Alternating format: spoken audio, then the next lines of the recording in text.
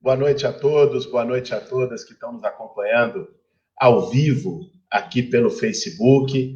Nós iniciamos ontem as nossas lives diárias nesse período de quarentena, nesse período de coronavírus, e é com um baita prazer, uma baita honra que hoje a gente recebe a professora Raquel Ronick, professora, urbanista, especialista em política urbana, enfim, uma referência de todos nós que lutamos por direito à cidade.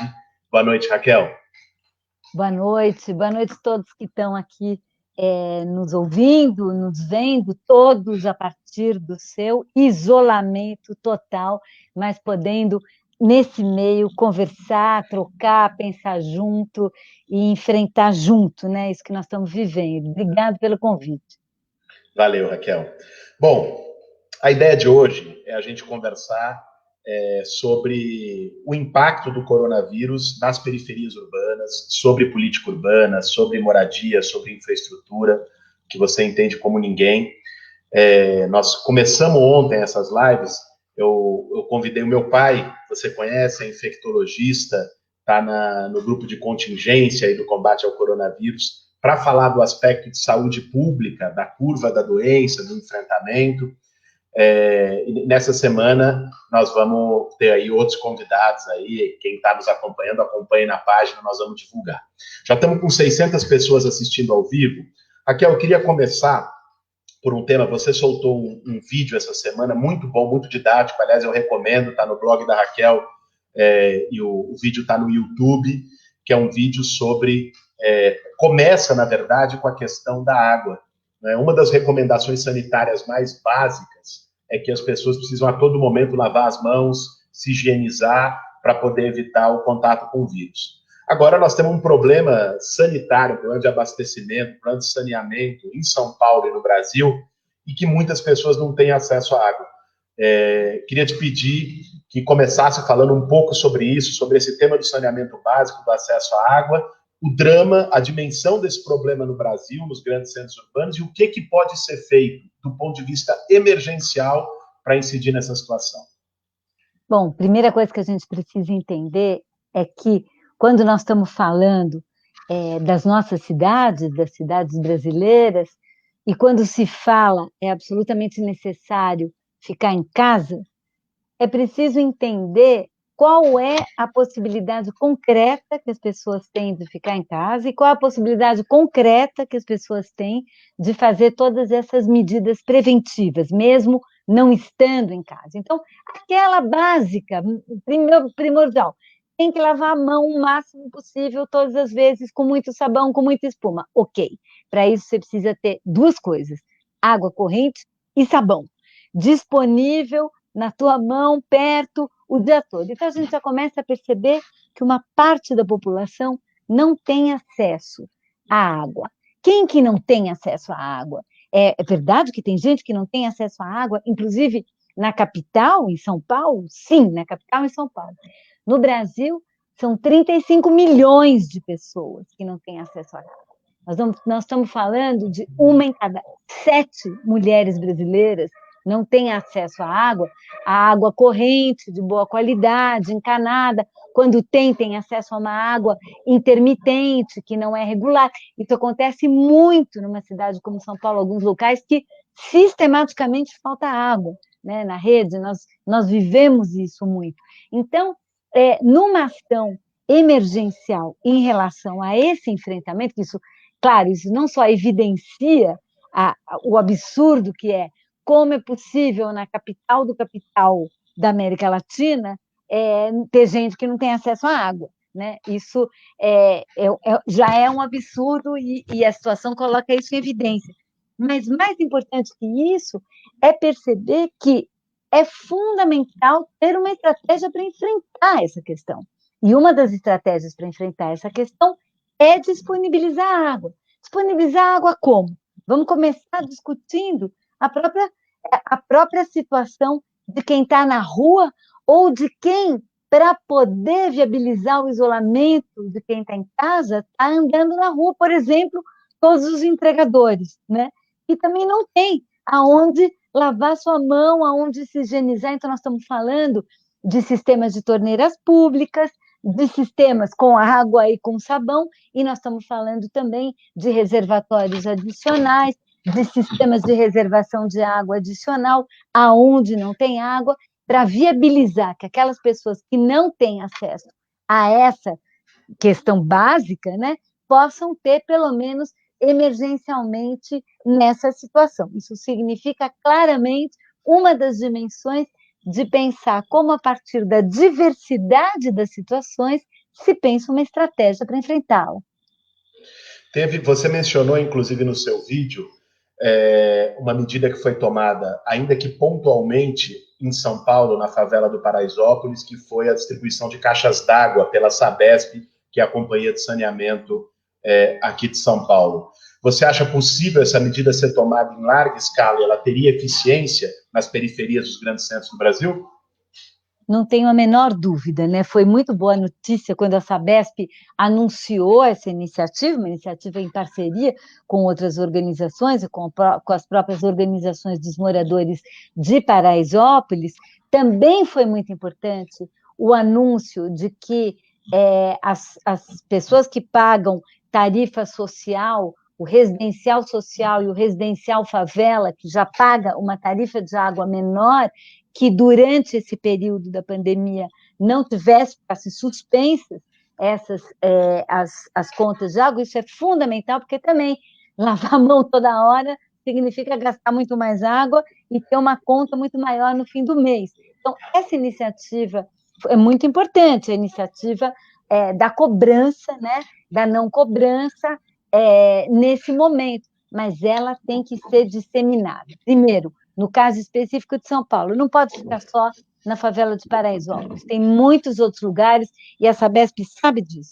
Quais são os lugares que não são servidos pela rede, que precisam ter muito mais reservação, e mais, o município, a cidade, a prefeitura, ela é o titular do serviço de saneamento, isso vale para o Brasil inteiro. Então, os municípios que são os titulares, a Sabesp e outras companhias estaduais, ou municipais ou privadas, são concessionárias, né, do município, do serviço de água do município. Então, municípios que estão tomando várias medidas podem e devem obrigar as companhias municipais a aliviar a conta d'água nesse momento muito difícil, que as pessoas estão sem renda, estão perdendo emprego, estão com condições difíceis de sobrevivência. Isso pode ser uma política muito mais disseminada, além da distribuição dos pontos de reservação de água em todo o país.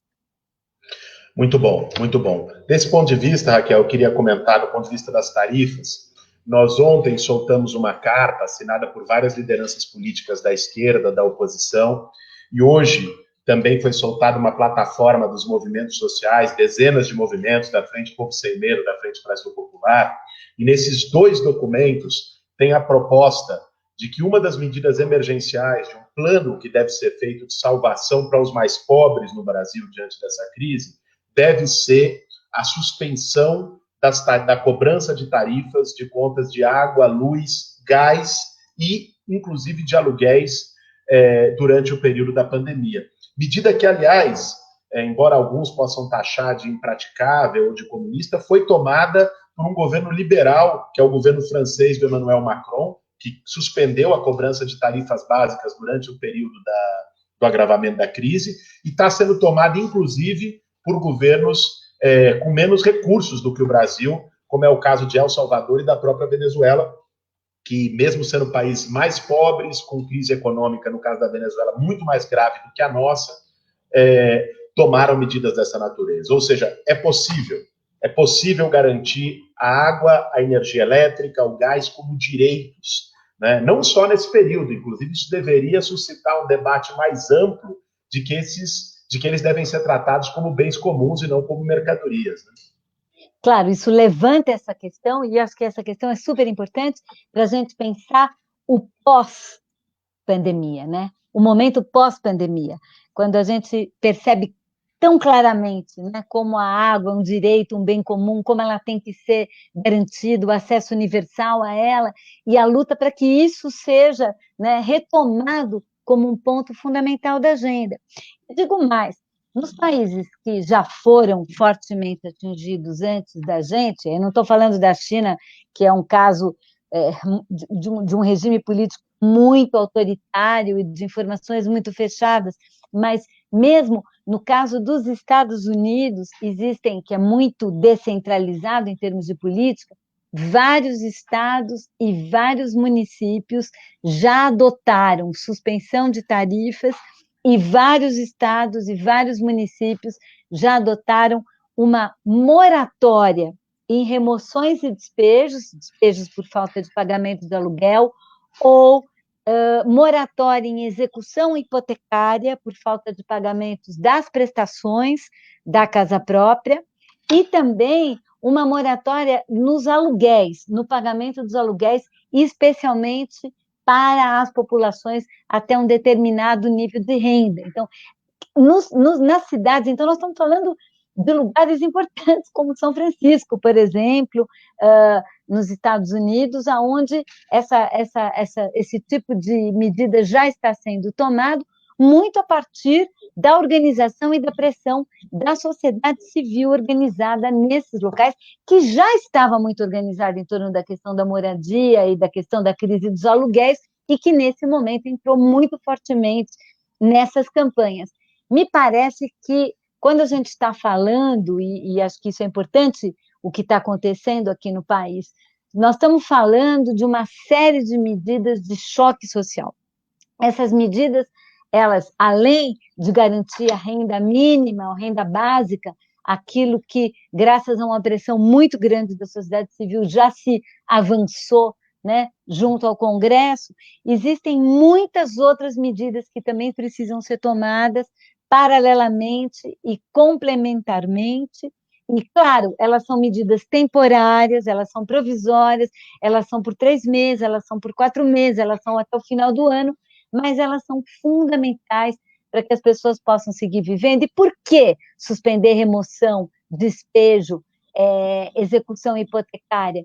Porque, senão, não dá para cumprir o fique em casa. No momento em que nós estamos falando para todo mundo ficar em casa, não pode botar ninguém para fora de casa. E, principalmente, em situações como as nossas situações, em que as pessoas são removidas e não tem nenhuma outra alternativa. A alternativa é a rua, que é a pior situação possível, e eu acho que é super importante prestar atenção a essa agenda que está sendo construída pelas organizações de população de rua, muito ativas no sentido de garantir segurança alimentar, cuidado, isolamento para as pessoas que foram contaminadas ou com tão suspeita de contaminação na rua, né? Esse tipo de medidas também é muito importante nesse momento para que a gente possa, através de um conjunto articulado de intervenções, viabilizar o que é fundamental do ponto de vista da estratégia, digamos, sanitária, que se transformou num consenso, à exceção do Bolsonaro, mas o resto, todo o planeta, é um consenso de que é fundamental o isolamento das pessoas e mantê-las em casa para retardar o máximo possível o processo de contaminação e permitir que os serviços de saúde consigam, né, tratar, receber e tratar quem está ficando doente e curar quem está ficando doente. Então, o ficar em casa, né, nesse momento, mais do que nunca, o direito à moradia é uma questão central nessa discussão. Sem moradia, não tem combate ao coronavírus e à pandemia do coronavírus. E todas essas medidas têm que reforçar essa ideia. Além de uma outra questão, né, Boulos, que também a gente fica pensando, ficar em casa, para muita gente, é ficar numa condição que não dá para promover o isolamento das pessoas que precisam ficar mais isoladas, ou porque já estão com sintomas e precisam ser cuidadas, ainda não são sintomas tão graves que precisa ir lá para a rede pública, onerando, né, os hospitais, etc., mas que precisam ficar em casa, quietinho, separado, num quarto. E como é que faz, então, numa casa que só tem um cômodo e 7 pessoas morando, ou só tem 2 cômodos e tem que compartilhar? Então, Aí também tem uma campanha muito importante que está acontecendo em BH, em São Paulo, espero que possa se espalhar pelo Brasil todo, que é a ideia de mobilizar os quartos de hotéis, já que os hotéis estão completamente vazios e subutilizados em função da enorme crise do turismo, né? A proibição da circulação, mobilizar a rede hoteleira para poder acolher quem não tem condições de isolamento dentro das suas casas. Muito bom, Raquel. Nisso, eu queria mencionar duas coisas aqui. Você entrou no tema da moradia, mais propriamente dito, e essa política em relação à utilização dos hotéis pode ser até uma contrapartida ao tipo de pacote de salvação que os governos estão dando no mundo todo, em geral, com contrapartida zero, para o setor do turismo, para o setor hoteleiro, para o setor aeroviário, né? Porque, tudo bem, as empresas pararam, vão à falência, então precisam de um aporte de crédito dos bancos públicos, do BNDES, de recursos do Estado. O Estado deveria condicionar. Só vai salvar o setor hoteleiro se o setor hoteleiro, no período da crise, disponibilizar esses quartos, né, dos seus hotéis para pessoas em situação de vulnerabilidade, em situação de rua. Isso poderia perfeitamente ser um condicionamento, e é o que a gente tem defendido. Um outro Além ponto... disso, Claro. isso também, só acrescentando a isso também, essa carta, né, essa petição que está rodando pelo país para se mobilizar isso, já apareceram vários comentários dos próprios donos de hotéis e pensões e hostels, etc., de que, eventualmente, isso também é uma maneira, inclusive, dos pequenos continuarem sobrevivendo, não com o pagamento de diárias, né, com as diárias que eles fazem, mas com um aporte, né, para que eles consigam manter um funcionamento mínimo, não demitam, enfim, é exatamente aquilo que você estava falando, como uma contrapartida para ajuda ao setor turístico, que é um dos setores que está sofrendo bastante com essa crise. E há uma iniciativa, por exemplo, da rede hoteleira em Valparaíso, no Chile, que ela já está se organizando para disponibilizar esses quartos que estão vazios. Eu acho que isso é uma coisa que a gente tem que pressionar para que seja adotado como uma política pública, mas também a rede hoteleira também tem que se mobilizar para poder trabalhar nessa direção. Com certeza. E o outro ponto que você mencionou também, Raquel, que eu queria relacionar com o debate público que o Bolsonaro suscitou, porque nessa completa inconsequência do Bolsonaro de propor medidas na contramão da Organização Mundial de Saúde, que todos os epidemiologistas, todos os infectologistas do mundo todo, inclusive o seu ministro da Saúde, que não é nenhum grande herói nacional, mas é alguém que resolveu usar da sensatez e está propondo as medidas de isolamento, o Bolsonaro, na contramão, inventou a tese do isolamento vertical, ou seja, está reabilitando a tese do isolamento vertical. Agora, o que é o isolamento vertical, para a gente trazer esse debate aqui? Seria, no caso, fazer com que as pessoas, enfim, tivessem uma vida social normal, como se não existisse o coronavírus, e só isolaria as pessoas que estão no chamado grupo de risco, que seriam os idosos e pessoas com imunodeficiência.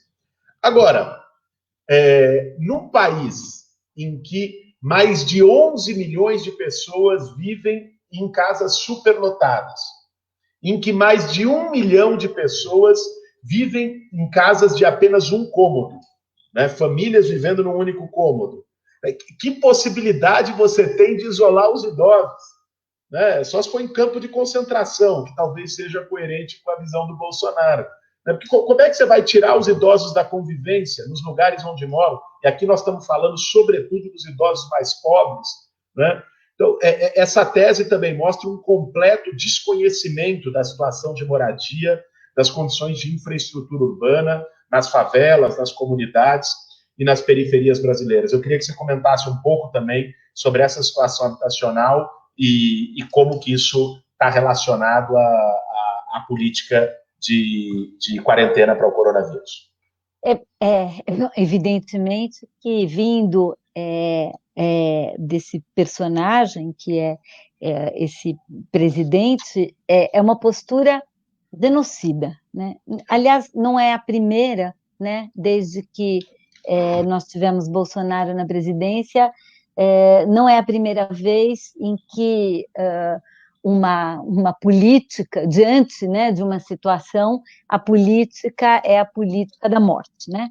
E da irrelevância da vida, eu diria assim, a irrelevância da vida. Então, isso estava muito claro desde os seus pronunciamentos em relação à questão da política de armamento da população, das iniciativas do atirar para matar, do primeiro atira, depois pergunta, enfim, são claramente uma postura onde a vida não vale nada, né? E foi até muito chocante ouvir, né, um discurso onde diga, bom, não, o mais importante é salvar a economia, porque as vidas, né, que vão poder ser poupadas não tem nenhuma importância. Então, isso faz parte muito dessa política que me parece que por trás desse discurso está mesmo uma ideia de que, sim, de acordo com os cenários, né, se nada for feito, que é essa proposta do Bolsonaro, nós podemos ter 1 milhão de mortos no Brasil, ou se tivermos o isolamento social, isso ontem no Roda Viva o Átila deixou isso muito, muito claro, né, o Átila Yamarino, que podemos ter 44 mil mortos ou 1 milhão, é essa a opção. Então, me parece que uma opção pela vida, né, e em defesa da vida, vai nos colocar diante do enfrentamento das desigualdades no campo do direito à moradia. E nos colocar diante disso vai significar, finalmente, ter que colocar na prática algumas propostas que já estão rodando dentro desse campo há muito tempo, né? Quando a gente pensa, né, o que tem de áreas vazias e subutilizadas que poderiam e deveriam ser utilizadas para a moradia, de como se pode agora, nesse momento, emergencialmente, pensar em utilizá-las, isso também vai revelar como vai ser a retomada. Embora a gente está em plena crise, eu tenho pensado muito nessa questão da retomada, porque já que está todo mundo falando agora, inclusive os próprios economistas neoliberais agora estão falando, não, vai ter que ter um plano Marshall, um plano muito grande de incentivos para a reconstrução. Eu só fico pensando, qual vai ser o modelo que nós vamos usar para esse plano de reconstrução? Vai ser mais do mesmo? Nesse plano, quais vão ser as prioridades em termos de infraestrutura da Sabesp nesse plano? Ela vai continuar priorizando pagar juros para os seus acionistas na Bolsa de Valores, ou ela vai trabalhar para estender, para universalizar o direito à água e esgoto em todos os lugares onde ela for? Eu dei apenas o exemplo da Sabesp, mas acho que a gente pode começar dando exemplo de todos os setores, né? Qual vai ser a política, né, que vai substituir?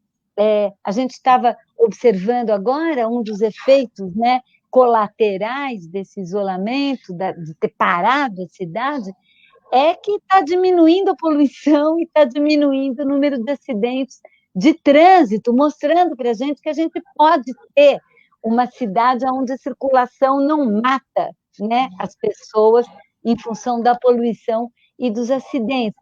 Na retomada, nós vamos entrar que nem loucos subsidiando a indústria automobilística para jogar mais carro, mais fumaça, ou nós vamos pensar seriamente num outro modelo. Então, acho que é bom também pensar agora as medidas de emergência, as medidas de choque, mas também que direção elas apontam no pós-pandemia.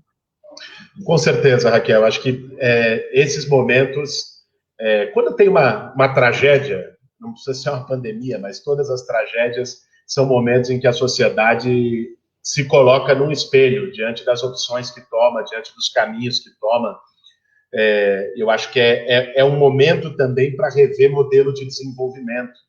É um momento, aliás, há um mês atrás, quem imaginaria que todos os apologetas liberais no mundo estariam hoje defendendo o Estado e o investimento público como a salvação da lavoura, né? Então, talvez essa, inclusive, o papel do Estado, o papel do investimento público seja uma questão, mas isso não basta. Você colocou muito bem, nós precisamos debater modelo. Nós precisamos debater, inclusive, como tratar os bens comuns.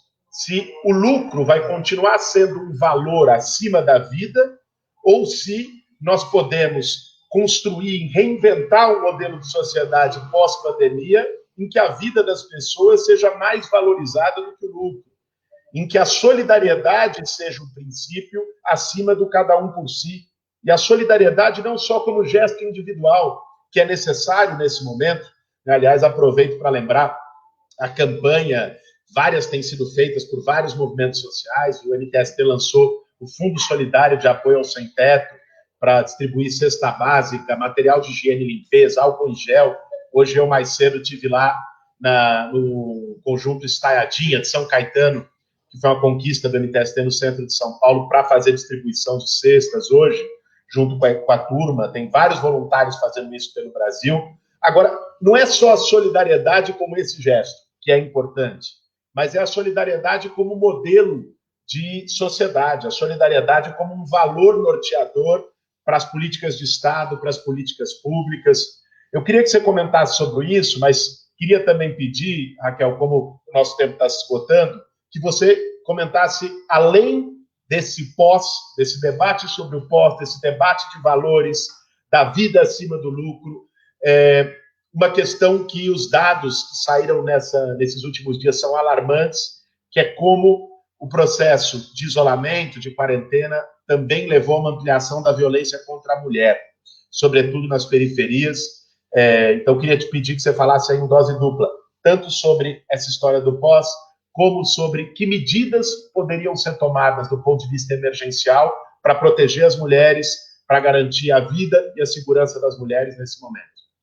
Não, vamos começar falando disso, que isso está acontecendo não apenas aqui, né? Isso também já foi, apareceu, por exemplo, nos coletivos feministas espanhóis, trabalhando muito essa questão da violência e de como também a pandemia impacta de forma muito diferenciada homens e mulheres, não é a mesma coisa, e como as mulheres estão sofrendo essas consequências. E eu acho que o principal perigo e já está acontecendo isso, a desmontagem dos pequenos iniciativas de apoio que existe de denúncia e de proteção às mulheres vítimas de violência, que, nesse momento, tem que se fortalecer e não desaparecer, né? E fortalecer de um jeito inovador também, né? Repensar como é que a gente pode, através de um sistema online ou pelo telefone, acionar algum serviço que seja móvel, que as pessoas não tenham que ir até lá para poder também atender a essas situações. Agora, pensando nessa questão bastante ampla, né, o que fica muito pensando na questão da pós-pandemia é se todas as coisas que vêm depois, a retomada, a ideia do Estado incentivando e investindo para a economia voltar a girar, vai ser em torno de distribuir mais dinheiro para a gente continuar entrando nesse modelo do consumismo infinito, da prosperidade e celebridade como único valor a ser alcançado, a acumulação de bens como aquele indicador, que é o indicador da felicidade. Nós estamos falando de questões que entraram muito fundo, né, no modo de organização da vida e da subjetividade das pessoas e da forma como elas foram organizando e como é que foi minguando, né, a ideia de solidariedade, de justiça social, a ponto, né, isso a gente viu na polarização no Brasil, disso virar assim, nossa, aqueles comunistas, aqueles caras do passado, que estão falando um discursinho que já absolutamente já era.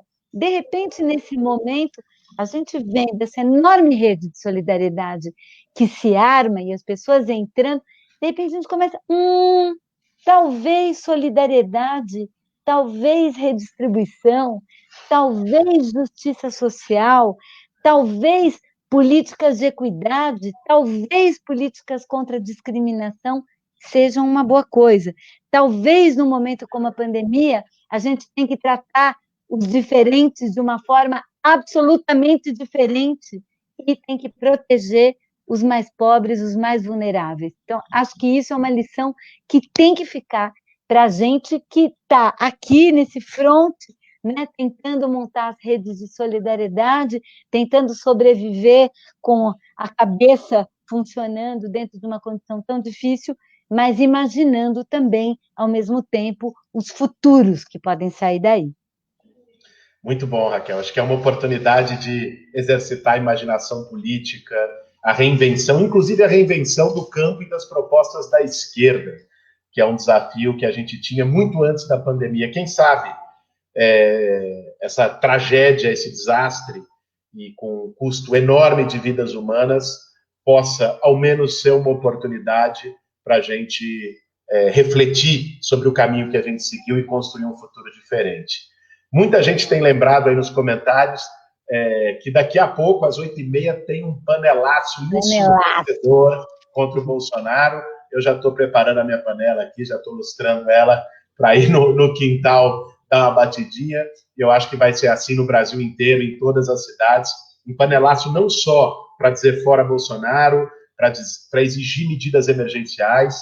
Parece que teve uma declaração do Guedes agora há pouco, condicionando o início do pagamento da renda básica a medidas de austeridade. Assim, é uma insanidade absurda, é criminoso contra o povo brasileiro. Tem gente que daqui a pouco não vai ter o que botar na mesa no final de semana, e os caras... Já está assim, e os caras fazendo firula para ter aprovado no Senado ontem, hoje tinha que ter regulamentado, amanhã tinha que começar a cair nas contas da Caixa Econômica Federal.